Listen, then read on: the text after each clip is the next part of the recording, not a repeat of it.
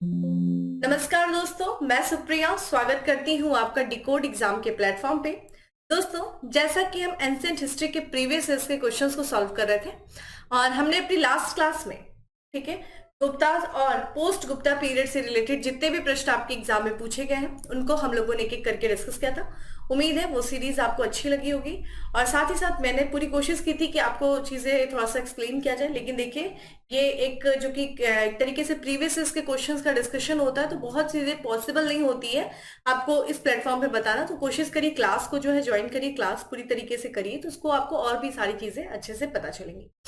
लेकिन फिर भी मेरी पूरी कोशिश रहती है कि आपको चीजें अच्छे से जो है बताई जा सके। चलिए स्टार्ट करते हैं दोस्तों अपनी क्लास। तो आज की क्लास में दोस्तों हम बात करेंगे, ठीक है, चोल साम्राज्य के बारे में, ठीक है, चोला डायनेस्टी के बारे में बात करेंगे। ध्यान रखिएगा, हम चूंकि एंशिएंट हिस्ट्री में बात करते हैं दोस्तों, एक तो आपका पीरियड होता है संगम काल, ठीक है, संगम काल जो कि लगभग कहा जाता है तीसरी से दूसरी शताब्दी से पूर्व का जो समय रहता है। तो दक्षिण भारत में तीन जो है राज्य रहते हैं जिनकी जानकारी हमें संगम साहित्य से मिलती है, इसलिए हम उसे संगम काल कहते हैं। कौन से रहते हैं? एक तो चोला रहते हैं, ठीक है, चेर रहते हैं, और दूसरा कौन सा रहता है दोस्तों आपका, ध्यान रखिएगा, ये देखे पांडे रहते हैं। तो इन तीन जो है राज्यों के बारे में बात करते हैं। लेकिन ध्यान रखिएगा, आगे चल करके कुछ ही वर्षों बाद जो है इनका राजनीतिक जानकारी हमें नहीं पता चलती है। लेकिन आगे चल करके दोस्तों लगभग कहा जाता है 800 के आसपास, या फिर हम कह सकते हैं 850, जब विजयालय आता है, ठीक है, विजयालय के समय में पुनः एक बार जो है चोल साम्राज्य का उत्कर्ष होता है और ये अपने कहा जाता है कि अपने चरमोत्कर्ष पे पहुंचती है जब पुनः चोल काल का जो पुनरुत्थान होता है। तो आज की क्लास में हम 800 के बाद का जो चोल साम्राज्य रहता है दोस्तों, उससे संबंधित प्रश्नों को यहाँ पर डिस्कस करेंगे। बहुत सारी इंपॉर्टेंट चीजें हैं और बहुत सारे प्रश्न आजकल तो जो कि साउथ जो इंडिया है उससे जो रिलेटेड जो एक तरीके से जो डायनेस्टी रहती है, जो वहां के कला स्थापत्य रहते हैं, उससे रिलेटेड क्वेश्चन ज्यादा आपके एग्जाम में पूछे जा रहा है और जनरली हम उसी को स्किप कर देते हैं और वहीं से प्रश्न आजकल ज्यादा पूछे जा रहे हैं। तो कोशिश करिए, इसको अच्छे से पढ़िए। तो आज हम बात कर रहे हैं दोस्तों चोल डायनेस्टी से रिलेटेड जितने भी प्रश्न आपके एग्जाम में पूछे गए हैं उनके बारे में हम एक एक करके डिस्कस करेंगे। तो चलिए जुड़ जाइए सेशन से, सेशन को शेयर कर दीजिए अपने दोस्तों के साथ, और जब मैं क्वेश्चन आंसर डिस्कस कर रही हूँ तो कमेंट बॉक्स में आंसर भी करते रहिए। तो चलिए स्टार्ट करते हैं अपनी क्लास। और आज की क्लास में दोस्तों हमारा सबसे पहला प्रश्न है कि 9वीं शताब्दी ईस्वी में निम्नलिखित में से किसके द्वारा चोल साम्राज्य की नींव डाली गई थी? देखिए पुनः यहाँ पे जो है 9वीं शताब्दी की बात कर रहा है दोस्तों, क्योंकि ध्यान रखिएगा एक बार तो हम संगम काल के भी समय में चोल, चेर और पांडे के बारे में हमें जानकारी मिलती है, लेकिन चूंकि यहाँ पे हम जब देखते हैं दूसरी तीसरी शताब्दी में ये जो है इनका जो है एक तरीके से राजनीतिक इतिहास में हमें जानकारी नहीं मिलती है। पुनः ये जो है साम्राज्य प्रकाश में आता है 9वीं शताब्दी के समय में। तो यहाँ पे जो है किसके समय में जो है नींव पड़ी थी चोल साम्राज्य की?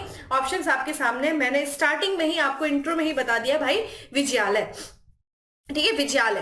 देखिए इस समय जो है ये देखिए साउथ इंडिया है, ठीक है, ये साउथ इंडिया है और यहाँ पे जो है ये क्षेत्र है दोस्तों, यहाँ पे पल्लव शासन करते थे, ठीक है, यहाँ पे जो है पल्लव वंश का शासन था और यहाँ पे देखिए पांड्य थे, ठीक है, पांड्य थे और इनका आपस में संघर्ष चलता रहता था।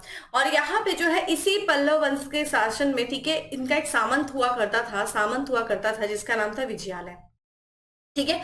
विजयालय जो था इसी के नेतृत्व में जो है क्या हुआ था, पुनः जो है चोल साम्राज्य की नींव पड़ी थी, ठीक है। और इसने क्या किया था, देखिए ये आपस में जो है आपस में संघर्ष करते रहते थे ये राज्य, और यहाँ पे पल्लव ने, ठीक है, क्या किया था, इसने जो है विजयालय ने पल्लव पे आक्रमण किया था और इनकी जो राजधानी थी पल्लव, जिसकी उस समय तंजौर थी, तंजौर पर आक्रमण करके इसने क्या कर लिया था, उस पर अधिकार कर लिया था। और इसने अधिकार करने के बाद विजयालय ने एक उपाधि धारण की थी। देखिए विजयालय के बारे में बता रही हूँ, ठीक है, ध्यान रखिएगा, उपाधि भी पूछता है नरकेसरी, ठीक है, नरकेसरी की उपाधि धारण की। और कौन सी उपाधि धारण किया दोस्तों इसने? तंजेकोंड, यानी कि तंजौर का विजेता, यानी कि तंजेकोंड की उपाधि इसने धारण किया था। किसने दोस्तों? विजयालय ने, ठीक है। साथ ही साथ जो है ये चूंकि हमने बताया कि पल्लव के सामंत थे, ध्यान रखिएगा चोल साम्राज्य प्रारंभ में जो थे ये पल्लव के सामंत थे और विजयालय जो है पल्लव के अधीन रहते ही इसने क्या किया था, अपनी शक्ति को बढ़ाया था, अपने शक्ति की विस्तार किया था इन्हीं के अधीनता के दौरान, ठीक है। और इसने आगे चल करके जो कि इसने तंजौर को अपनी राजधानी बनाया था, तंजौर पर आक्रमण करके। और ये इंपॉर्टेंट है दोस्तों, तंजौर में इसने जो है एक मंदिर बनवाया था, ये बहुत इंपॉर्टेंट है, जिसका पूछा जाता है, जिसे हम कहते हैं देखिए निशुंभ देवी, ठीक है। निशुंभ देवी की मंदिर किसने बनवाया था दोस्तों? इसी ने बनवाया था, विजयालय ने बनवाया था, यानी कि ये दुर्गा देवी का मंदिर था। तो ये भी आपसे एग्जाम में पूछा गया है कि निशुंभ देवी का मंदिर किसने बनवाया था? विजयालय ने बनवाया था। ठीक है। और तंजौर पर आक्रमण किया था।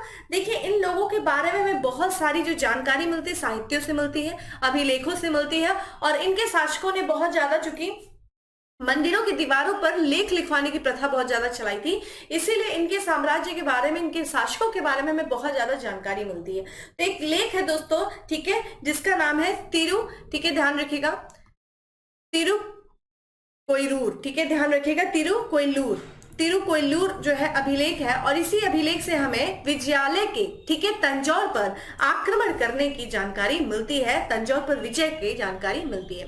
तो उम्मीद है इतनी चीजें आपको समझ में आएगी। देखिए, चोल, यहाँ पे राजराज चोल भी है, ये भी इस वंश का बहुत महत्वपूर्ण शासक रहता है। ठीक है, चलिए अगला है, निम्नलिखित में से किस मंदिर परिसर में एक भारी भरकम नंदी की मूर्ति है जिसे भारत की विशालतम नंदी मूर्ति मानी जाती है? ठीक है, तो यहाँ पे देखिए ऑप्शंस आपके सामने है दोस्तों। तो इसका करेक्ट आंसर है बृहदेश्वर की मंदिर। ठीक है, करेक्ट आंसर क्या है दोस्तों? देखिए, ये आयोग ने माना था। वैसे अगर आप बुकों में पढ़ेंगे तो ये जो लेपाक्षी मंदिर है दोस्तों, लेपाक्षी मंदिर जो है, यहाँ पे जो है जो नंदी की मूर्ति है, ये भारत की सबसे विशालतम नंदी की मूर्ति मानी जाती है। लेकिन आयोग के अनुसार देखा जाए तो बृहदेश्वर जो मंदिर है दोस्तों, जिसे देखा जाए किसके द्वारा बनवाया गया था, ये इंपॉर्टेंट है। ठीक है, तो ये जो है ये तंजौर में है ये, ठीक है, ध्यान रखिएगा, तंजौर में है ये, और ये एक शिव मंदिर है। ठीक है, शिव मंदिर है, जिसको बनवाया किसने था? तो ये ध्यान रखिएगा, चोल वंश का ही शासक है दोस्तों, जिसका नाम है हम राजराज प्रथम। ठीक है, राजराज प्रथम, जिसे हम बृहदेश्वर के भी नाम से जानते हैं। ठीक है, माफ करिएगा, यहाँ पे राजराज प्रथम के द्वारा जो है बनवाया गया था। और इस मंदिर की बात करें दोस्तों, तो इस मंदिर को हम किस राजराजेश्वर नाम से भी जानते हैं। ठीक है, इस मंदिर को हम अन्य नाम से भी जानते हैं, क्या? राजेश्वर मंदिर। ठीक है, राजेश्वर मंदिर के भी नाम से जाना जाता है, राजराज प्रथम के द्वारा बनवाया गया था। और मंदिर का जो बहिर्भाग है दोस्तों, मंदिर के बाहर वाला जो भाग है, बहिर्भाग है, उस बहिर्भाग में एक जो है विशाल नंदी की एकाश्म मूर्ति लगी हुई। ठीक है, एकाश्म मूर्ति लगी हुई है, जो कि माना जाता है कि ये भारत की विशालतम नंदी मूर्ति है। ठीक है, इसका निर्माण मैंने आपको बता दिया, राजराज प्रथम के द्वारा करवाया गया था।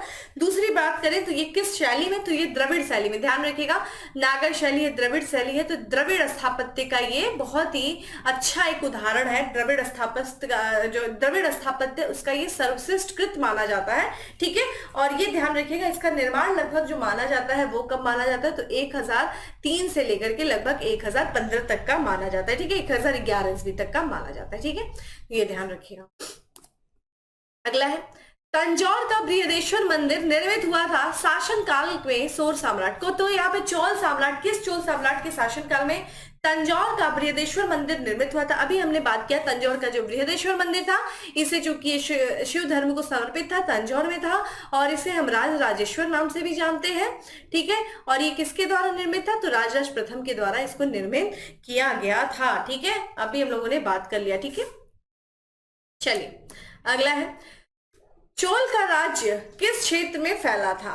चोल का राज्य देखिए किस क्षेत्र में फैला था। आपके ऑप्शन आपको दिख रहे हैं। चलिए कमेंट बॉक्स में आंसर करते रहिए और वीडियो को शेयर भी करते रहिए। ठीक है, तो देखा जाए दोस्तों, चोल का जो साम्राज्य था, देखा जाए ये जो है कोरोमंडल तट और साथ ही दक्कन के कुछ भाग। कोरोमंडल तट ध्यान रखिएगा, ये आपका जो है पश्चिम, जो पूर्वी तट है दोस्तों, ये वाला क्षेत्र, ये सब कोरोमंडल तट के नाम से जाना जाता है। अगर आप लोगों ने ज्योग्राफी में देखा होगा, कोरोमंडल तट, इसके देखा जाए मालाबार तट है, फिर इधर इसके मालाबार तट के ऊपर कोंकण तट है, बाकी ये कोरोमंडल तट है। कोरोमंडल तट और साथ ही साथ देखा जाए यहाँ पे जो है कुछ दक्कन के कुछ भागों पर जो है चोल साम्राज्य का अधिकार था। अच्छा, देखा जाए इस वंश का जो शासक था, जिसने बृहदेश्वर मंदिर का निर्माण करवाया था, जिसे कहा जाता है कि इस वंश का वास्तविक संस्थापक माना जाता है राजराज प्रथम। सर्वप्रथम इसी ने जो है कहा जाता है अपने चोल साम्राज्य के अंतर्गत अपने साम्राज्य विस्तार की नीति चलाई थी, और इसी क्रम में इससे देखा जाए दोस्तों उत्तरी श्रीलंका को जीता। ठीक है, उत्तरी श्रीलंका को जीता। इतना ही नहीं दोस्तों, यहाँ पे देखिए ये श्रीलंका था, तो इसके उत्तरी भाग को जो है राजराज प्रथम ने जीता, मालदीव के क्षेत्र को जीता, और साथ ही साथ देखा जाए यहाँ पे आगे चल करके दोस्तों जो ये श्रीलंका है, श्रीलंका के उस समय राजधानी थी दोस्तों अनुराधापुर को इसने नष्ट कर दिया था, और वहां पे एक नए नगर को जो है बनाया था, जिसका नाम था, वो ध्यान रखिएगा, ये भी आपसे पूछा जाता है पोल। ठीक है, यहाँ पे पोलरुआ नगर को बसाया था इसने, ठीक है।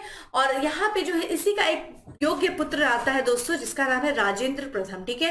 राजेंद्र प्रथम ने अपने पिता की साम्राज्यवादी नीति को आगे बढ़ाया और इसने भी बहुत सारे क्षेत्रों को जीता। सबसे पहले तो इसने दक्षिणी श्रीलंका को अपने अंतर जो है अधीन किया पूरे, यानी कि एक तरीके से संपूर्ण श्रीलंका को जीता किसने? राजेंद्र प्रथम ने। इसने अरब के क्षेत्र को भी जीता, ये जो अरब सागर है दोस्तों, यहाँ पर भी जो है इसने क्षेत्र जीता दक्षिण पूर्वी एशिया में, ठीक है। और यहाँ से जो है चलता है, जब ये इस क्षेत्र को जीत लेता है तो इधर दक्षिण पूर्वी एशिया की तरफ जाता है। यहाँ पे श्रीविजय, ठीक है, श्रीविजय साम्राज्य रहता है और यहाँ पे जो है कहा जाता है कि इससे श्रीविजय साम्राज्य को जीता, वहां पे 12 द्वीपों पर अधिकार किया। दक्कन के भी कुछ क्षेत्रों को इसने जीता था, जैसे कि अगर आपसे उरेउर, ठीक है, उरेउर को इसने जीता, और ठीक है उरेउर को जीता इसने। और दूसरी चीज देखा जाए तो कावेरी पत्तन को जीता, ठीक है, कावेरी पत्तन को जीता इसने। और किस क्षेत्र को जीता इसने? बहुत सारे, ठीक है, दक्कन के भी बहुत सारे क्षेत्रों को जीता था। तंजाउर को भी इसने जीता। तो इस तरीके से राजराज प्रथम और साथ ही साथ उसके पुत्र राजेंद्र प्रथम ने बहुत सारे क्षेत्रों को जीता था, जिसमें कोरोमंडल तट था, पूरा अधिकार कर लिया था। दक्कन के कुछ भाग पे इसने अधिकार कर लिया था, ठीक है। चलिए अगला है, चोलों की राजधानी थी। चोलों की राजधानी क्या थी? कावेरीपत्तनम थी, महाबलीपुरम थी, कांची थी या फिर तंजौर थी।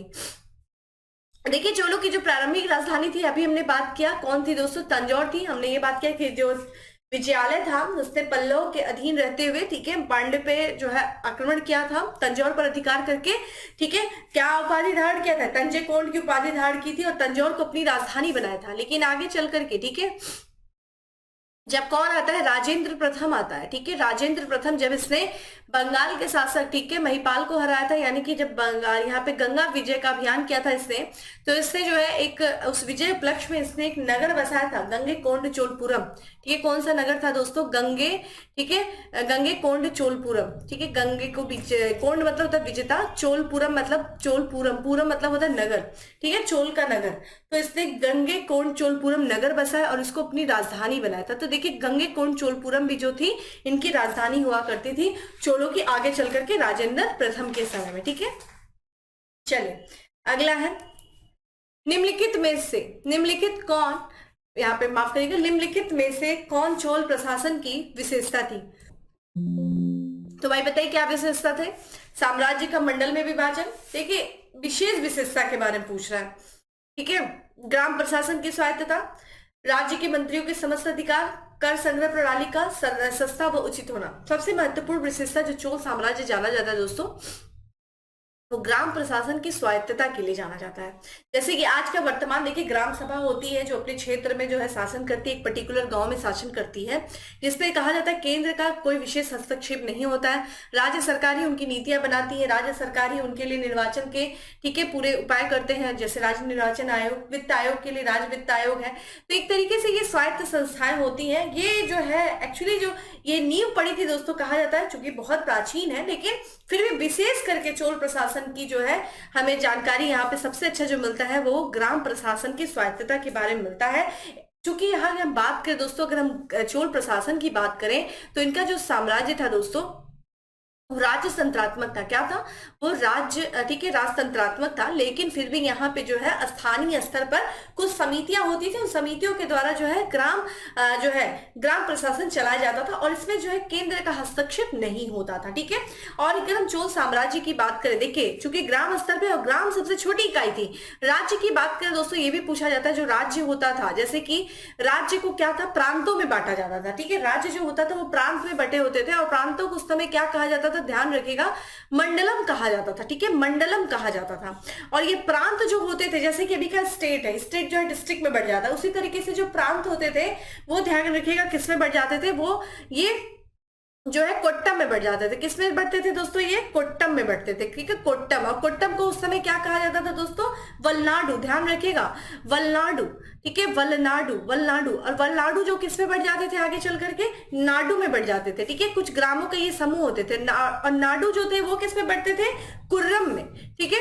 और कुर्रम में दोस्तों बात करें तो इसमें बहुत कुछ गांव का समूह हुआ करते थे, गांव के कुछ समूह को, ठीक है, गांव के समूह हुआ करते थे और इन्हीं गांव के समूह को कुर्रम कहा जाता था। और गांव जो होती थी सबसे छोटी इकाई हुआ करती थी, और यही छोटी इकाई यानी कि गांव जो सबसे छोटी इकाई थी, और गांव के प्रशासन में किसी भी तरीके का देखा जाए यहाँ पे राज्य का कोई हस्तक्षेप नहीं होता था, केंद्र का कोई हस्तक्षेप नहीं होता था। यहाँ की प्रशासन जो चलती थी, व्यवस्थाएं चलती थी, वो कुछ समितियों के द्वारा चलाई जाती थी। ठीक है, जैसे कि नाडू की एक समिति थी, याद ध्यान रखिए, यहाँ पे पूछा जाता है नाडू की जो स्थानीय समिति यानी कि स्थानीय सभा होती थी उसको नट्टूर कहा जाता था। ठीक है, नट्टूर कहा जाता था स्थानीय सभा को नाडू की। उसी तरीके से देखिए व्यापारिक संघ की भी कुछ सभाएं होती थी, जैसे कि सभा समिति के द्वारा चला जाता था। उसी तरीके से अगर हम बात करें जैसे व्यापार, ठीक है, व्यापारी जो समूह सभा थी उसकी एक जो है समिति थी, यहाँ पे सभा को जो सभा होती थी उसको नगरम कहा जाता था। ठीक है, इन्हीं के माध्यम से जो है ये पूरा प्रशासन चलाया जाता था।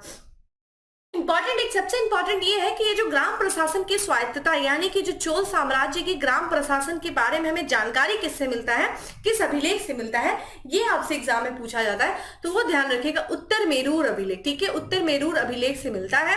और उत्तर मेरूर अभिलेख दोस्तों बात करें तो ये 919 से लेकर के लगभग माना जाता है 921 के बीच का है ये। और ये किसके शासनकाल के समय का है दोस्तों, तो यहाँ पे चोल साम्राज्य का शासक रहता है पारंतक प्रथम। पारंतक प्रथम के काल का है ये उत्तर मेरूर अभिलेख। और उत्तर मेरूर अभिलेख से ही हमें चोल साम्राज्य के स्थानीय स्वशासन की जानकारी मिलती है। हमें ये पता चलता है कि इस समय कुछ सभा जैसी सभाओं के द्वारा जो है पूरा प्रशासन चलाया जाता था, सभा समिति। और जैसे कि हमने बात ये भी किया कि जो नाडू था, जैसे अभी हमने बताया नाडू था, नाडू में क्या था, नाडू की जो स्थानीय सभा थी उसको हम नट्टूर कहते थे। इसी तरह व्यापारियों की जो सभा थी उसको हमने नगरम कहा। इन्हीं सब माध्यम से प्रशासन चलता था। ठीक है, और इसी विशेषता के लिए चोल साम्राज्य जाना जाता है। ठीक है, अगला है किस दक्षिण भारतीय राज्य में उत्तम ग्राम प्रशासन था। अभी हम लोगों ने बात किया, इसके बारे में बहुत डिस्कस करने की जरूरत नहीं है। उत्तम ग्राम प्रशासन, ठीक है, किसमें था दोस्तों, चोल। किससे जानकारी मिलती है हमें, उत्तर मेरूर अभिलेख से मिलती है, पारंतक प्रथम का है और स्थानीय सुशासन के लिए जाना जाता था। ठीक है, चलिए, चोलों के अधीन ग्राम प्रशासन के बहुत से ब्यौरे जिन अभिलेखों से में है वे कहाँ हैं। देखिए अभी आ गया, वे कहाँ है दोस्तों, तो यहाँ पे ध्यान रखिएगा उत्तर मेरूर अभिलेख। ठीक है, उत्तर मेरूर अभिलेख में जो है हमें चोलों के अधीन जो ग्राम प्रशासन था उसके बारे में हमें जानकारी मिलती है। हमने ये बात किया कि प्रत्येक ग्राम की क्या होती थी दोस्तों, अपनी सभा होती थी। ठीक है, हर ग्राम की क्या होती थी, अपनी सभा होती थी हर ग्राम की। और ये जो क्या था, और ये जो सभा होती थी वो किससे मुक्त रहती थी, केंद्रीय नियंत्रण से मुक्त रहती थी। वो स्वतंत्र होकर के अपने क्षेत्र में कार्य करती थी, उनका कोई केंद्र का कोई नियंत्रण नहीं होता था, केंद्र इनके प्रशासन में हस्तक्षेप ही नहीं करता था। ठीक है, और ये स्वतंत्र रूप से अपने ग्राम प्रशासन का क्या करती थी, कार्य का संचालन करती थी। और हमने ये भी बताया, और गांव के वार्ड भी होते थे, गांव को वार्ड में बांटा जाता था। ठीक है, गांव के वार्ड होते थे। ठीक है, और वार्ड को क्या कहा जाता था, ये भी इंपॉर्टेंट है, वार्ड को क्या कहा जाता था दोस्तों, कुटुंब। ठीक है, कुटुंब कहा जाता था, ये भी इंपॉर्टेंट है। चलो अगला है, चोल शासकों के शासनकाल में निम्नलिखित में से कौन सा वरीयम उद्यान प्रशासन का कार्य देखता था। देखिए वरीयम क्या होता है, ठीक है, ध्यान रखिएगा, वरीयम समिति को कहते थे दोस्तों। वरीयम जो होती थी समिति होती थी। और हमने आपसे ये भी बताया कि समिति जो थी क्या करती थी, देखिए चोल गांव की जो गतिविधियां होती थी दोस्तों, गतिविधियों की देखरेख करने के लिए क्या हुआ करती थी, समितियां हुआ करती थी। जैसे हर तरह की गतिविधि थी, जैसे उद्यान की गतिविधि थी, मंदिर प्रबंधन की गतिविधि थी। ठीक है, उस समय और कौन सी गतिविधियां होती थी, जैसे कि तालाब की देखरेख करने के लिए जो गतिविधियां होती थी, यानी कि जो ग्राम प्रशासन की जो गतिविधियां थी उन गतिविधियों को देख रेख करने के लिए एक समिति हुआ करती थी और उस समिति को वरीयम कहा जाता था। ठीक है, और ये पूछा है कि भाई कौन सी वो वरीयम है, कौन सी वो समिति है जो उद्यान प्रशासन को देखती थी, यानी कि बाग बगीचे के प्रशासन को देखती थी। ये प्रश्न आपसे पूछा गया है। तो चूंकि बहुत सारी समितियां रहती है, हम उनके बारे में भी बात कर लेंगे। फिलहाल तो ध्यान रखिएगा जो उद्यान समिति की देखरेख करता था दोस्तों, वो ध्यान रखिएगा टोटम वरीयम। ठीक है, वरीयम मतलब होता समिति, परेशान नहीं होएगा कि वरीयम क्या, वरीयम समितियां हुआ करती थी। ठीक है, जो हम लोग आज कमेटी बोलते हैं ना, तो वही समिति थी, तो टोटम वरीयम थी। ठीक है, टोटम वरीयम उद्यान प्रशासन को देखती थी। उसी तरीके से अगर दोस्तों आपसे पूछ दे भाई ये पौन वरीयम क्या करती है, पौन वरीयम भी है, देखिए यहाँ पे इसके बारे में भी देख लीजिए। ये स्वर्ण समिति थी, जो सोने चांदी वगैरह सोना का जो है प्रबंधन करती थी ये थी। इसी तरह एरीवरियम, एरी मतलब होता है दोस्तों तालाब, ठीक है, तो तालाब का प्रबंधन का देखरेख करने वाली जो समिति थी वो एरीवरियम थी। इसी तरीके से बात करें संवत्सर वरियम क्या होती थी दोस्तों, तो ये देखिए वार्षिक समिति हुआ करती थी, एक जो है वर्ष में एक बार गठित होती थी ये समिति, तो ये वार्षिक समिति होती थी। तो आपके दिमाग में आना चाहिए कि तो भाई अस्थाई समिति कौन सी थी, तो ये ध्यान रखिएगा पंचवार, एक और जो समिति थी उसका नाम था पंचवार, ठीक है। पंचवार जो एक अस्थाई समिति होती थी, ठीक है, पंचवार वरियम जो होती थी ये अस्थाई समिति होती थी, ठीक है। और कोई समिति और कुछ है तो देखिए मंदिरों का प्रबंधन, मंदिर बड़े मंदिर उस समय जो है एक पूरे क्षेत्र का प्रशासन, सामाजिक आर्थिक राजनीतिक सारी गतिविधियां जो एक तरीके से संचालन मंदिर से ही होता था, कहा जाता था मंदिर बड़ी उस समय शक्तिशाली थी, ठीक है। और मंदिरों का प्रबंधन करने के लिए भी एक समिति वरियम हुआ करती थी और उसका नाम क्या था दोस्तों, ये ध्यान रखिएगा, ठीक है, उसका नाम था कोलिवा, ठीक है, कोलिवा वरियम जो थे वो समितियां हुआ करती थी। अच्छा भाई एक चीज और आपसे पूछता है कि भाई समिति का सदस्य बनते क्या कोई भी बन सकता था, जैसे आज भी आप देखिए ग्राम सभा है ना, तो ग्राम सभा क्या होती है, ग्राम सभा होती है दोस्तों जो क्या करती है एक तरीके से पंचायती राज व्यवस्था में आप लोग ग्राम सभा के बारे में पढ़े होंगे, ठीक है। तो ग्राम सभा जो थी उसमें भी ग्राम सभा का सदस्य बनने के लिए क्या है कि आपको सबसे पहले वोटर आईडी में आपका नाम होना चाहिए, दूसरा आपकी 18 वर्ष उम्र होनी चाहिए, ठीक है, तब आप ग्राम सभा के सदस्य होते हैं।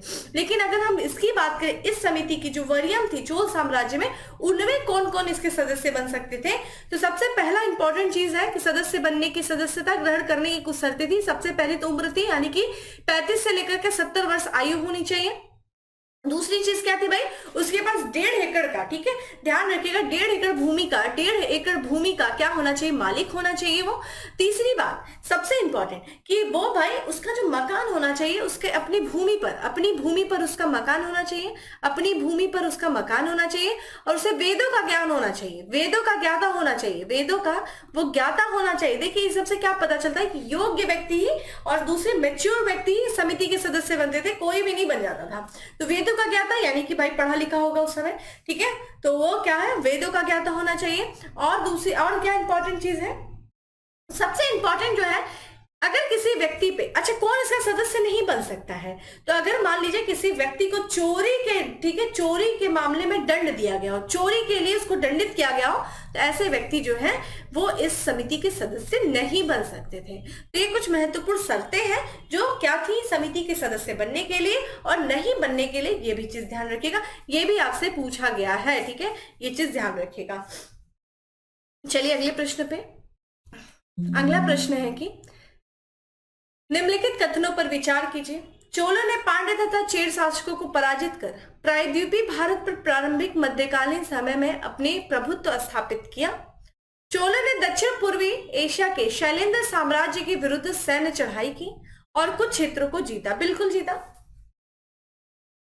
सबसे पहली बात आते देखिए चोलों ने, ठीक है, पांड्य और चेर, ध्यान रखिएगा यहाँ पे जो है दोस्तों चोलों की बात करें तो यहाँ पे जो है सबसे इंपॉर्टेंट, ठीक है, कि यहाँ पे इन लोगों ने अपना संगठन बना लिया था। जैसे कि अगर हम लोग बात करें दोस्तों पांड्य को भी इन्होंने हराया था, ठीक है, पांड्य को हराया था और एक युद्ध हुआ था, ठीक है, वेल्लूर का युद्ध, ठीक है, ध्यान रखिएगा ये भी पूछा जाता है, वेल्लूर का युद्ध हुआ था, ठीक है, वेल्लूर का युद्ध हुआ था, कब हुआ था भाई, तो ये लगभग 915 में, माफ करिएगा 915 में वेल्लूर का युद्ध हुआ था।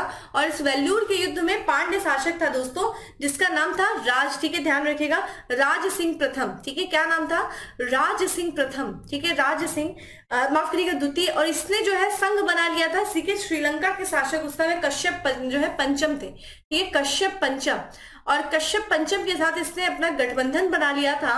और क्या किया था, चूंकि चोल बड़े शक्तिशाली थे, जैसे आज वर्तमान में आप देखिए इसको रिलेट कर पाइए, आज वर्तमान की सरकार है, विपक्ष में कोई मजबूत नहीं है, तो विपक्षी क्या कर रहे हैं, वर्तमान की सरकार यानी कि एक तरीके से मोदी जी को हराने के लिए संघ बना लिए हैं, एक इंडिया नाम का संघ बना लिए। उसी तरीके से उस समय भी था, उस समय क्या था कि जैसे वो चोल इतने शक्तिशाली थे कि ये पांड्य अकेले नहीं हरा पा रहे थे, तो पांड्य क्या कर रहे थे, संघ बना ले रहे थे, विरोधियों का संघ जो इसके विरोध में थे पांड्य चोलों के, क्योंकि देखिए चोल ने आक्रमण किया था ना श्रीलंका वगैरह पे भी, तो इन्होंने संघ बनाया और आक्रमण कर दिया। वेल्लूर का युद्ध हुआ, वेल्लूर के युद्ध में जो है ये हार जाते हैं, जो संघ हार जाता है। चोलों ने ठीक है क्या किया, पांड्यों को हराया। और ध्यान रखिएगा ठीक है, और इसमें जो है उपाधि धारण की थी किसने दोस्तों, किसने हराया था वस्तुतः इस समय चोल शासक कौन था, ये पारंतक प्रथम था। ठीक है, पारंतक प्रथम ने हराया था। और ध्यान रखिएगा इसने मदुरै कोंड यानी कि मदुरै का विजेता, मदुरा जो थी राजधानी थी दोस्तों इनकी पांड्यों की, और मदुरै कोंड की उपाधि, कोंड मतलब होता है विजेता, तो मदुरै कोंड की उपाधि धारण की। आगे चल करके दोस्तों इसी तरीके से जब राजराज प्रथम आता है, ठीक है, राजराज प्रथम बड़ा ही योग्य शासक रहता है राजराज प्रथम। राजराज प्रथम के समय में आगे चल करके दोस्तों ये यहाँ पे जो है पांड्य, चेर और सिंघल यानी कि 3 देशों ने अपना संघ बना लिया। कौन कौन भाई, पांड्य थे, फिर प्लस चेर थे, और फिर ठीक है चेर हो गया, और फिर सिंघल, सिंघल जिसे हम कहते थे दोस्तों श्रीलंका को उस समय सिंघल कहा जाता था। इन्होंने आपस में गठबंधन बना लिया और क्या किया था, उस समय जो है युद्ध होता है। ठीक है, और उस समय यहाँ का राजा कौन रहता है दोस्तों, सिंघल का महेंद्र पंचम रहता है। ठीक है, महेंद्र पंचम जिसको हराता है, और ये जब आक्रमण करता है राजराज प्रथम श्रीलंका पर, तो उस समय महेंद्र पंचम रहता है। महेंद्र पंचम भाग करके श्रीलंका के दक्षिणी भाग में चला जाता है, क्योंकि उत्तरी भाग में तो इसने अधिकार कर लिया था। इनके भी संघ को पराजित करता है। चेरों ने क्या किया था, चेरों की नौसेना थी दोस्तों जिसने चोलों पर आक्रमण कर दिया था, और एक युद्ध हुआ था। ठीक है, चेरों का भी यहाँ पे ये सब युद्ध में जानबूझ करके आपको बता रही हूँ, क्योंकि ध्यान रखिएगा चेरों की नौसेना, ठीक है, चेरों का एक शासक था दोस्तों उस समय जो था, उसका नाम था दोस्तों चेर, यानी कि जो केरल वाला जो क्षेत्र था, केरल, ये देखिए ये जो इंडिया है ना, देखिए छोटा सा मैं इंडिया यहाँ पे बना रही हूँ। ठीक है, यहाँ पे देखिए चेर रहा करते थे, यहाँ पे पांडे रहा करते थे, इसके ऊपर चोल रहा करते थे। तो चेर का एक यानी कि केरल का राजा था दोस्तों, वो उस समय कौन था, रवि वर्मा। ठीक है, रवि वर्मा हुआ करता था। रवि वर्मा ने भी आक्रमण किया चोलों पर, और एक युद्ध होता है नौसेना, ठीक है, कंडलूर का युद्ध। ये भी ध्यान रखिएगा कौन सा युद्ध होता है दोस्तों, कंडलूर का युद्ध। कंडलूर के युद्ध में जो है चोलों ने चेरों की नौसेना को पराजित कर दिया था। ठीक है, तो इस तरीके से ये संघ बना करके आक्रमण कर रहे थे चोलों पर, लेकिन ये सब क्या हुए थे, हार गए। और इस तरीके से चोलों ने जो है मध्यकालीन भारत में अपनी प्रभुसत्ता को स्थापित किया। साथ ही साथ अगर हम बात करें, हमने ये भी बात किया कि भाई चोल शासक है दोस्तों राजराज प्रथम, उसने श्रीलंका पर आक्रमण किया।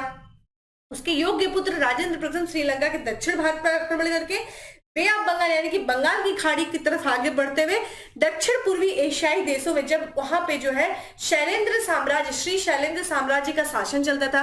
विजय आले जो है उस समय शासक जो है यहाँ पे, माफ करिएगा, जो विजयनगर साम्राज्य था उन पर आक्रमण करके उनके कुछ क्षेत्रों को, लगभग कहा जाता है 12 द्वीपों को क्षेत्र जो है उसमें अधिकार किया। जावा, सुमात्रा, मलाया उस समय श्री विजय साम्राज्य के अंतर्गत थे, उन पर अधिकार किया, और इस तरीके से इसने कुछ क्षेत्रों को जीता। और कहा जाता है कि इसके विजय अभियानों ने पूरे बंगाल की खाड़ी को चोलों की झील बना दिया था। तो इस तरीके से हमें यहाँ पे दूसरा कथन भी सही देखने को मिलता है। ठीक है, तो करेक्ट आंसर क्या हो जाएगा दोस्तों, यहाँ पे सी, यानी कि 1 और 2 दोनों सही है। ये जितने भी युद्ध बताए गए आपको, देखिए चाहती तो मैं स्किप कर देती और थोड़ा सा बता के चल देती, लेकिन ये युद्ध जो है ध्यान रखिएगा इंपॉर्टेंट है आपके लिए। वेल्लूर का युद्ध, कंडलूर का युद्ध, यही सब तो पूछे जाते हैं एग्जाम में, और यही आपको पार कर, क्योंकि देखिए 60-70 क्वेश्चन तो लगभग हर कोई लगा लेता है। जो आपको सिलेक्शन दिलाता है, यानी कि जो आपकी कट ऑफ क्वालिफाई कराते हैं, वो इसी टाइप के क्वेश्चंस आपको कट ऑफ क्वालिफाई कराते हैं। आपको क्या लगता है, जो आप लोग इजी इजी चीजें देखते हो, बताते चलते हो, बड़ा मैं बच्चों में देखती हूँ उत्साह देखने को मिलता है, लेकिन ध्यान रखिएगा वो सब लगा ले रहे हैं, सब लगा ले रहे हैं, सब लगा ले रहे हैं। आपको कट ऑफ क्वालिफाई करना है, तो आपको थोड़ा सा स्मार्ट स्ट्रेटेजी अपनानी ही होगी। ठीक है, तो चोल काल में निर्मित नटराज की कांस्य प्रतिमा में देवाकृत प्राय है। ठीक है, तो ये ध्यान रखिएगा, जो यहाँ पे नटराज की प्रतिमा देखिए, अभी आप मुझे कमेंट बॉक्स में आंसर करिए। ठीक है, अभी हाल फिलहाल में दुनिया की सबसे बड़ी नटराज की प्रतिमा कहाँ स्थापित की गई है, कमेंट बॉक्स में आंसर करिए। G20 सम्मेलन के दौरान वो काफी चर्चा में था। प्रश्न यहाँ से इस बार बिल्कुल है कि पूछा जा सकता है। तो यहाँ पे चतुर्भुज, ठीक है, ध्यान रखिएगा चतुर्भुज ये प्रतिमा है। ठीक है, ये चीज ध्यान रखिएगा, करेक्ट आंसर जो हो जाएगा सी है। ठीक है, चतुर्भुज है। ठीक है, जो ये प्रतिमा है वो किस आकृति में है। ठीक है, प्रतिमाओं की देवाकृति प्राय किसमें, चतुर्भुज है। ठीक है, चलो अगले प्रश्न की तरफ बढ़ते हैं। निम्नलिखित में से किसको दक्षिण भारत के विशेषकर चोल युग के स्थापत्य की विशेष विश्व में श्रेष्ठतम प्रतिमा रचना माना जाता है। यही नटराज की प्रतिमा को दोस्तों माना जाता है। ठीक है, ये एक तरीके से ये ध्यान रखिएगा नटराज की प्रतिमा ही है। इसमें बहुत ज्यादा हमें डिस्कस करने जैसा तो कुछ है नहीं। ठीक है, चलिए अगला है शिव की दक्षिणामूर्ति प्रतिमा उन्हें किस रूप में प्रदर्शित करती है? ठीक है, तो किस रूप में प्रदर्शित करती है? शिक्षक के रूप में, नृत्य करते हुए, या फिर विश्राम करते हुए, ध्यान मग्न। देखिए शिक्षक के रूप में, इस बार इस बच्चे बहुत गलती किए थे, जो ये ठीक है जब प्रश्न आया था तो किसी का ध्यान नहीं गया था कि शिक्षक के रूप में, गुरु के रूप में जो है ये प्रतिमा थी। ठीक है, क्योंकि ये दक्षिण दिशा में इन्होंने मुख किया हुआ है। ठीक है, या दक्षिणामूर्ति यानी कि दक्षिण दिशा में इन्होंने अपना मुख किया हुआ है और उन्हें जो है शिक्षक के रूप में प्रदर्शित करती है। अगला है 72 व्यापारी चीन में किसके शासन काल में भेजे गए थे? देखिए एक जो है चोल वंशीय शासक है कोलुंतुक। ठीक है, कोलुंतुक प्रथम के समय में, ठीक है, उसने जो है अपने दूत को भेजा था। ये 72 व्यापारियों के समूह को, 72 व्यापारियों के समूह को उसने जो है चीन के दरबार में भेजा था। ठीक है, कोलुंतुक के बारे में, चूंकि अगर हम इसके समय के बारे में बात करें दोस्तों, तो चोल वंशीय शासक था 1070 से लेकर के लगभग 1120 तक जो है ये शासन करता है और ये जो है सर्वाधिक समय तक शासन करने वाला ये शासक रहता है कोलुंतुक। ठीक है, और इसने कब भेजा था ये भी ध्यान रखिएगा। तो अपने शासन यानी कि राज सत्ता पर बैठने के बाद 1077 में इससे जो है 72 व्यापारियों के समूह को चीन में भेजा था। अगला इंपॉर्टेंट क्वेश्चन है, कई बार पूछा गया है। देखिए यहाँ पे, तो यहाँ पे निम्न में से दक्षिण भारत का कौन सा राजवंश अपनी नौसैनिक शक्ति के लिए प्रसिद्ध है? तो कौन सा राजवंश है दोस्तों जो अपनी नौसेना शक्ति के लिए प्रसिद्ध था, जिसने उस बल पर, नौसैनिक बल पर कई सारे क्षेत्रों पे, ना सिर्फ बंगाल की खाड़ी में बल्कि अरब सागर में, दक्षिण पूर्वी एशिया में, जिसने अपने साम्राज्य का विस्तार किया, कई सारे क्षेत्रों को इसने अपने अधीन किया। और वो कौन था दोस्तों? चोल था, चोल। ठीक है, चोल जो थे अपने नौसैनिक शक्ति के लिए बहुत ज्यादा जाने जाते थे। चोलों की अगर हम बात करें दोस्तों, तो इस समय जो राजेंद्र चोल, राजराज प्रथम रहता है दोस्तों, राजराज प्रथम, इसी ने सबसे पहले, इनके देखिए सेना में गज सेना भी थी, अश्व सेना भी थी।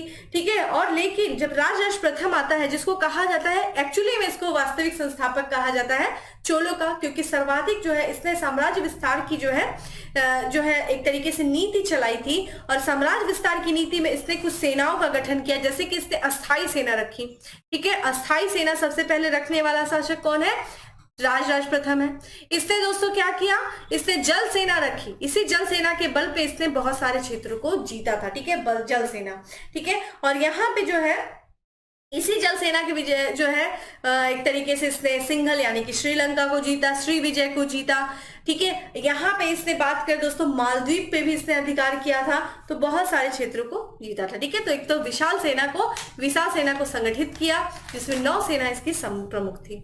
अगला है निम्नलिखित चोल शासकों में जिसने बंगाल की खाड़ी को चोल झील के रूप प्रदान किया था वह कौन था? देखिए चोल झील के रूप में इसने क्या किया था दोस्तों? पूरे क्षेत्र को अपना बना लिया था एक तरीके से। ठीक है, पूरा बे ऑफ बंगाल, देखिए ये दक्षिण भारत है दोस्तों। ठीक है, ध्यान रखिएगा, यहाँ पे हम अगर बात करें दोस्तों, ये दक्षिण भारत वाला क्षेत्र है। ठीक है, तो यहाँ पे जो है देखिए आपको बे ऑफ बंगाल देखने को मिलेगा। ठीक है, और यहाँ पे देखिए ये श्रीलंका है। ये पूरे क्षेत्र को किसने जीता दोस्तों? राजेंद्र प्रथम। ठीक है, ध्यान रखिएगा, बे ऑफ बंगाल, यानी कि अगर हम श्रीलंका के उत्तरी क्षेत्र को किसने जीता था दोस्तों? राजराज प्रथम ने।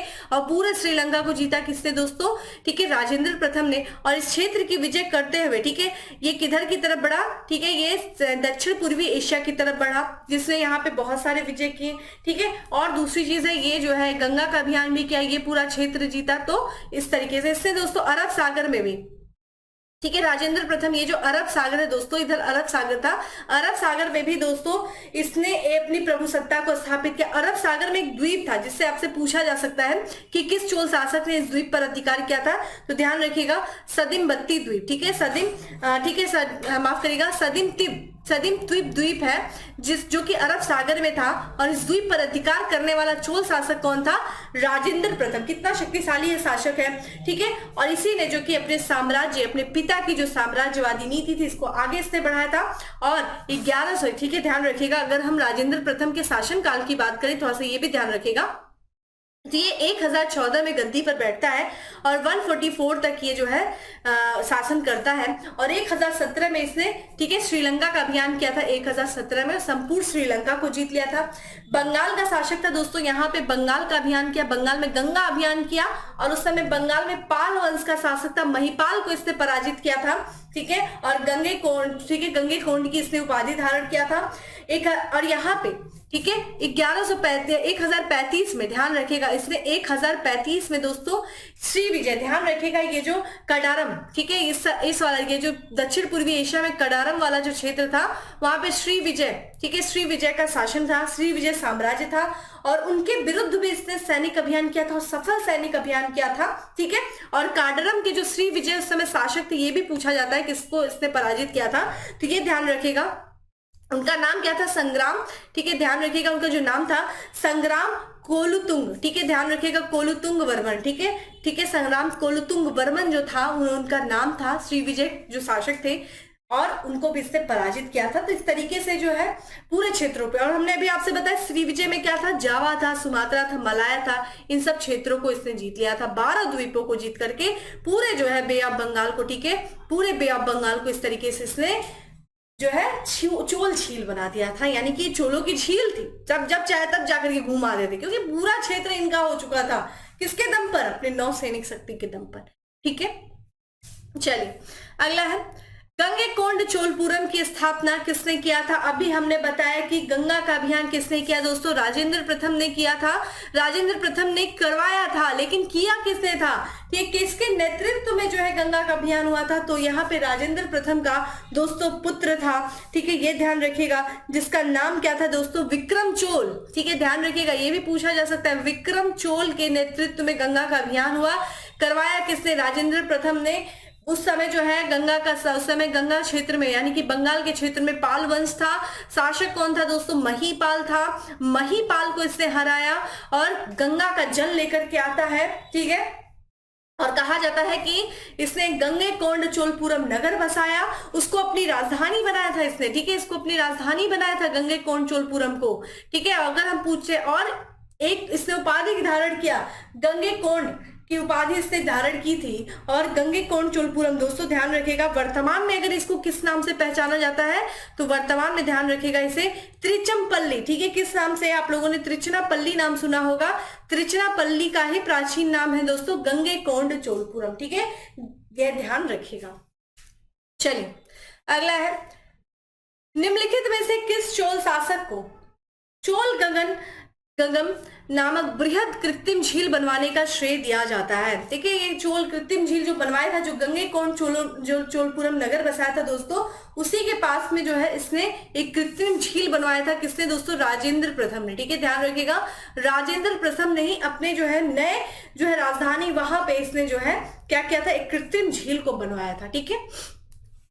अगला है, किस चोल राजा ने जल सेना प्रारंभ की थी? देखिए हमने प्रारंभ में ही आपको बता दिया किसने जल सेना प्रारंभ किया था दोस्तों, ये ध्यान रखिएगा, राजराज प्रथम ने, ठीक है, राजराज प्रथम ने जो है एक तरीके से क्या किया था? इसने जो है जल सेना का प्रारंभ किया था। अगर हम राजराज प्रथम के बारे में दोस्तों बात करें तो एक्चुअली में इसी को जो है वास्तविक संस्थापक माना जाता है, चोल साम्राज्य का वास्तविक संस्थापक, ठीक है, वास्तविक संस्थापक माना जाता है। ये किसका पुत्र था दोस्तों? ये ध्यान रखिएगा, ये ध्यान रखिएगा, ये पारंतक द्वितीय का पुत्र था, ठीक है, पारंतक द्वितीय का पुत्र। और सुनिए एग्जाम में आपसे ये भी पूछा गया कि किसको सुंदर चोल कहा जाता था? इसको सुंदर चोल कहा जाता था, ये भी पूछा गया है। सुंदर चोल किसे कहा जाता था दोस्तों? पारंतक द्वितीय को कहा जाता था, और पारंतक द्वितीय का ही पुत्र है दोस्तों राजराज प्रथम, ठीक है। और राजराज प्रथम जिसे हम, इसका वास्तविक नाम क्या है दोस्तों? ये भी इंपॉर्टेंट है, ध्यान रखिएगा, अरिमोलीवर्मन, अलीमोरीवर्मन जो है ये इसका वास्तविक नाम है, तो ये इसका सबसे इंपॉर्टेंट नेम ध्यान रखिएगा, अलीमोरीवर्मन। तो ये एक बहुत ही अच्छा, इसने एक अच्छा एक कुशल प्रशासक भी था, ठीक है, विजेता भी था, विजेता के साथ साथ कुशल प्रशासक था। ना सिर्फ इसने कुछ क्षेत्रों में विजय किया, बल्कि इसने अपने क्षेत्र की प्रशासन व्यवस्था को भी सुदृढ़ किया था। एक अच्छा प्रशासक भी था दोस्तों राजराज प्रथम, और इसी का योग्य पुत्र राजेंद्र प्रथम, ठीक है, ध्यान रखिएगा।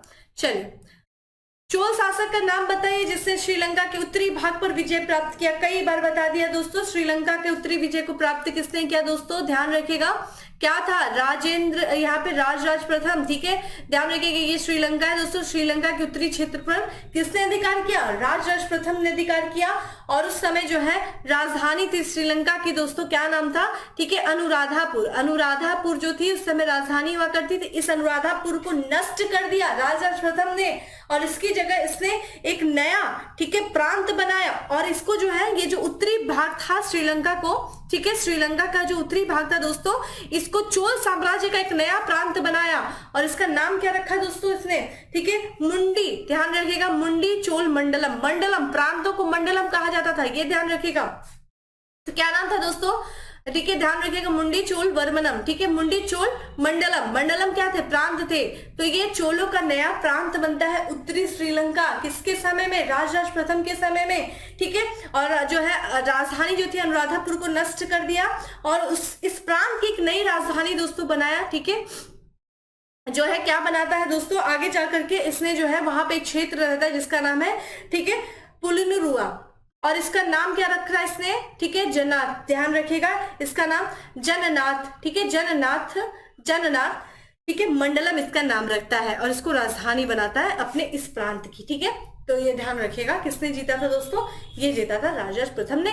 और यहाँ का उस समय शासक कौन था, ध्यान रखिएगा, शासक कौन था, महेंद्र, ठीक है, ध्यान रखिएगा, महेंद्र पंचम। इसी महेंद्र पंचम ये भाग करके दक्षिण में आ जाता है और जब दक्षिण में आ जाता है तो जब इसका पुत्र यानी कि राजेंद्र प्रथम जब दक्षिण का अभियान करता है तो ये इसको जो है कैदी बना करके अपने साम्राज्य में लेकर के आता है, जहां पे इसकी मृत्यु हो जाती है और संपूर्ण श्रीलंका को जीतता कौन है, राजेंद्र प्रथम, ठीक है।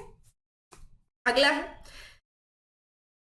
चोल राजाओं में से किस एक ने सिलोन पर विजय प्राप्त किया था। सिलोन यानी कि श्रीलंका, श्रीलंका का प्राचीन नाम है, सिंघल भी कहीं कहीं देखने को मिलेगा आपको, ठीक है, श्रीलंका। और यहाँ पे हमें जो है सिंघल भी देखने को मिल जाता है, ठीक है। कौन था दोस्तों जिसे विजय प्राप्त किया था, किसने, राजेंद्र प्रथम ने। सारी कहानी मैंने आपको बता दी दोस्तों, ठीक है, इसको फिर से रिपीट करने का कोई औचित्य नहीं है। अगला है, वह चोल राजा कौन था जिसने श्रीलंका को पूर्ण स्वतंत्रता दी, सिंघल राजकुमार के साथ अपनी पुत्री का विवाह कर दिया। तो यानी कि किसके शासनकाल में जो है जो श्रीलंका के अधीन, श्रीलंका माफ करिएगा, चोलों के जो अधीन श्रीलंका था वो किसके शासनकाल में आकर के अपने आप को स्वतंत्र घोषित कर लेता है श्रीलंका, किसके शासनकाल में, ध्यान रखिएगा, कोलुंतुक प्रथम, ठीक है, कोलुंतुक प्रथम जो है इसके समय में, कोलुंतुक प्रथम की बात करें दोस्तों तो 1070 से लेकर के 1120 के ईस्वी में ये शासन करता है, ठीक है। इसके समय में जो है श्रीलंका का जो राजा रहता है दोस्तों, श्रीलंका का जो है राजा रहता है, इसके समय में कौन रहता है दोस्तों, ये ध्यान रखिएगा, विजय बाहु, ठीक है, विजय बाहु ने अपने आप को स्वतंत्र कर लिया था और श्रीलंका का ही दोस्तों राजकुमार था विरुपेरुमल, ठीक है, ध्यान रखिएगा क्या नाम है, विरुपेरुमल, ठीक है, विरुपेरुमल जो था राजा था और राजकुमार था और इसी से जो है कोलुंतुक प्रथम ने अपनी पुत्री का विवाह करवाया था, ठीक है। चलिए, नीचे दो कथन दिए गए हैं जिनमें से एक कथन ए है और दूसरा कथन जो है वो कारण है।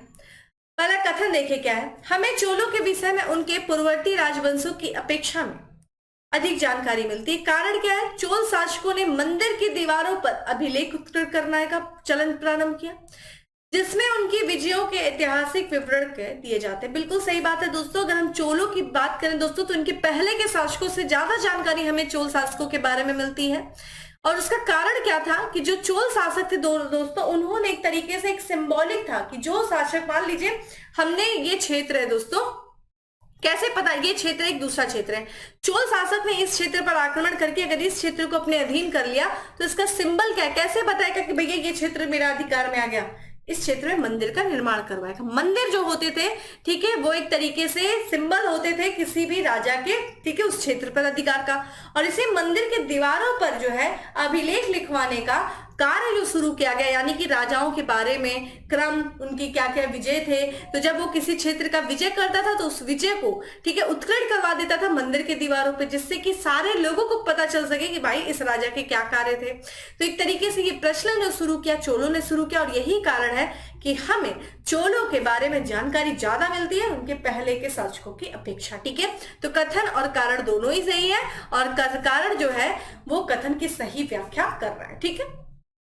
चलिए अगला है, भारत के इतिहास के संदर्भ में निम्नलिखित युग्मों पर विचार कीजिए। एक तरफ शब्द दिया है, एक तरफ जो है विवरण दिया है। यहाँ पे देखिए एक तरफ जो है पूरा एक तरीके से समितियां कह सकते हैं दी हुई हैं। यहाँ पे पहली क्या है, एरीपत्ती समिति। एरीपत्ती क्या, ये सही है। एरीपत्ती क्या विवरण दिया है, भूमि जिससे मिलने वाला राजस्व अलग से ग्राम जलाशय के रख रखाव के लिए निर्धारित कर दिया जाता था। बिल्कुल सही है।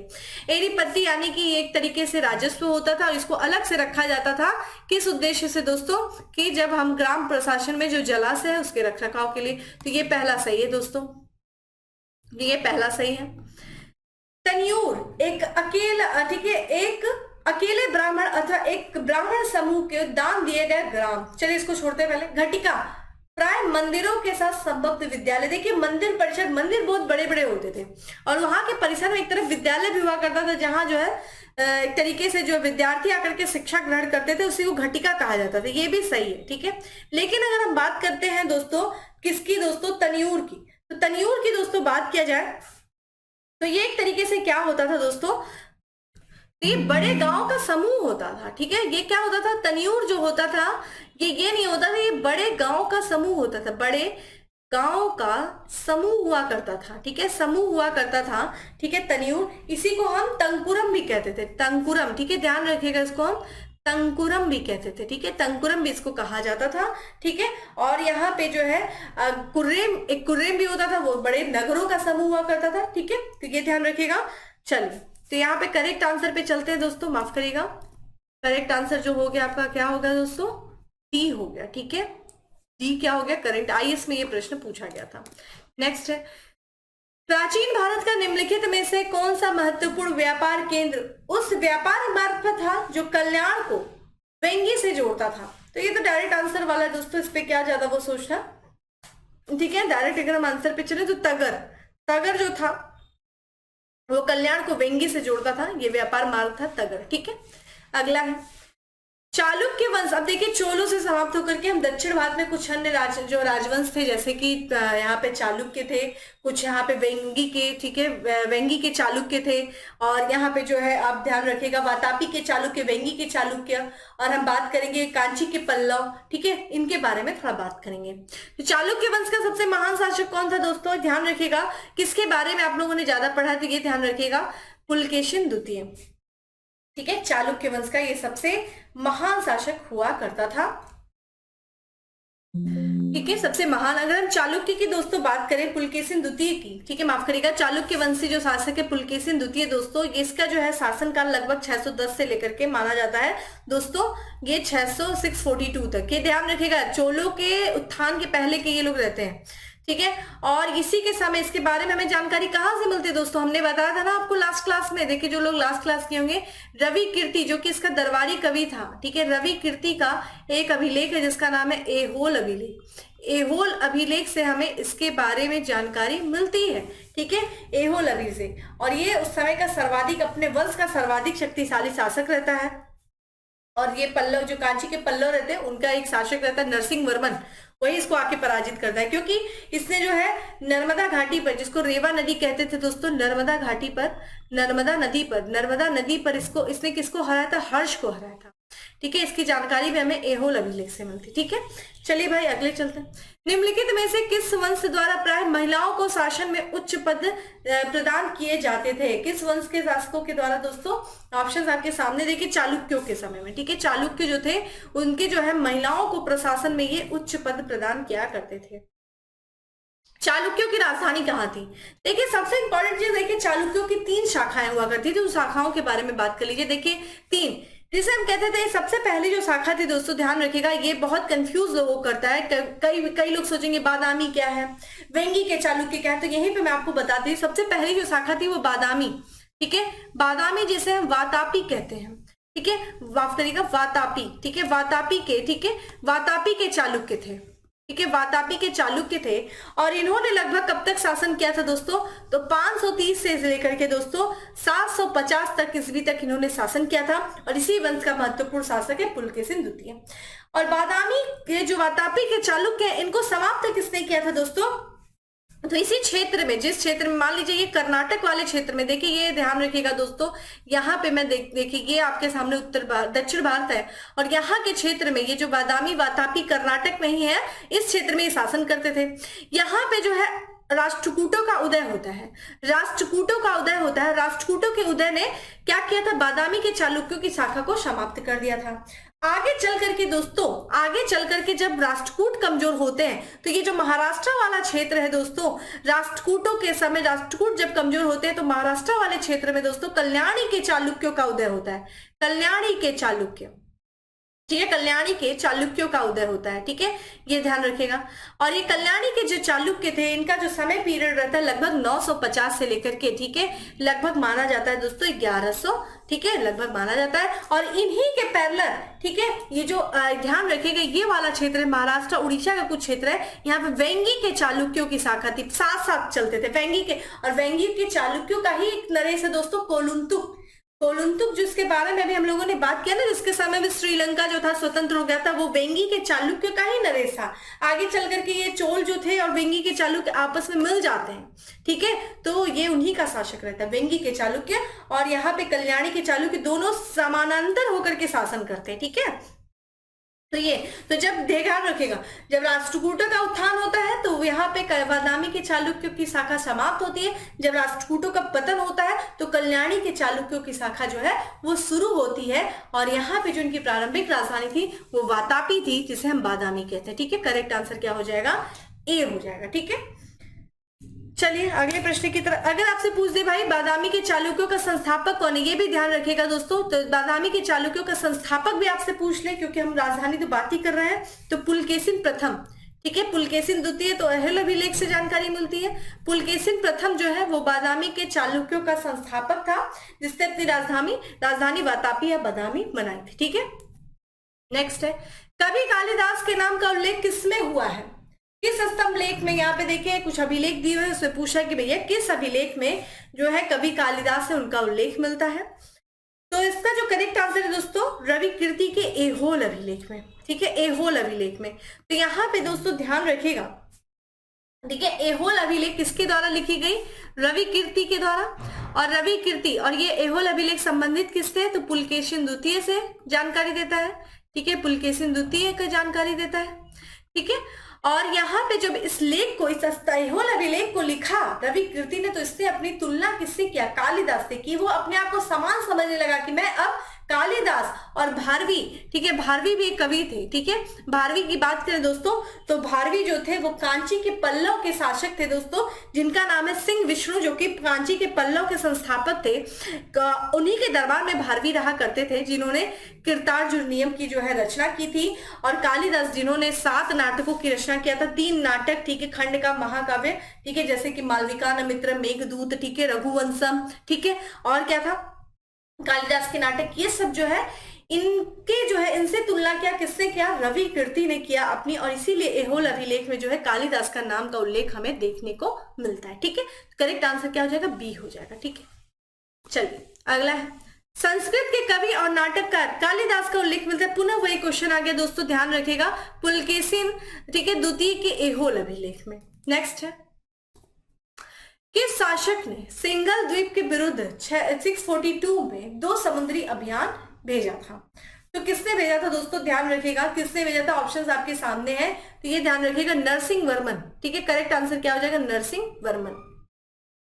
नरसिंह वर्मन कांची का पल्लव शासक था, ठीक है, कांची के पल्लव वंश का शासक था, कांची पल्लव वंश का शासक था, ठीक है। अगर हम बात करें नरसिंह वर्मन, ठीक है, अच्छा, कांची के पल्लव का संस्थापक कौन था, अभी हमने बात किया, सिंह विष्णु, ठीक है, सिंह विष्णु जो था, ठीक है, जो कि पल्लव वंश का शासक था। इसी के समय में भारवी जो थे इनके दरबार में रहते थे, ये भी पूछा गया।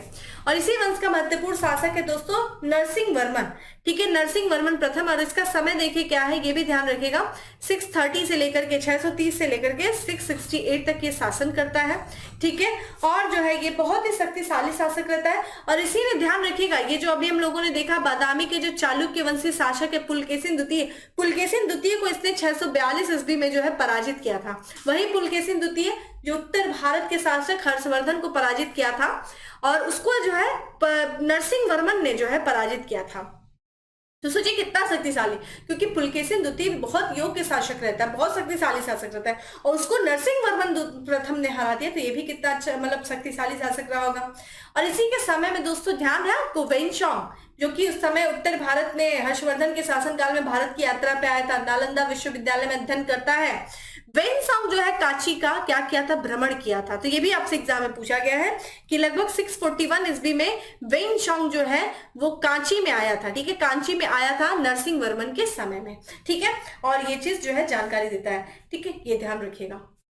और इससे सिंगल जो है द्वीप के विरुद्ध इसने जो है 2 अभियान जो है समुद्री अभियान किए थे, ठीक है, ध्यान रखिएगा। चलिए अगला है, प्राचीन संस्कृत ग्रंथों में प्राय यवन प्रिय शब्द होता है। भाई देखिए यवन प्रिय जो था ये काली मिर्च को कहा जाता था, यमनों का प्रिय था, ठीक है, काली मिर्च।